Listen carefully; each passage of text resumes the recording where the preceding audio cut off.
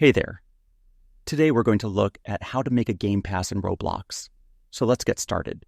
First, head over to roblox.com. Once you're there, go to the top and click on Create. This will take you to the Creator Hub. From the menu on the left, click on Creations, then choose Experiences. Select the experience for which you want to create the game pass. For example, if it's for a game like Please Donate, click on that game.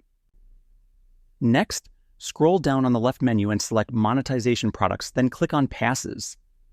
Now click on Create a Pass. You can upload an image, name the pass, for example, Game Pass, and add a description, but that is optional. Then click Create Pass. To sell it, click on the pass again, go to Sales, toggle on Item for Sale, and set a price such as 3 Robux. Remember that you'll keep 70% of the revenue. Hit Save Changes, and that wraps it up. Appreciate you watching. See you in the next one.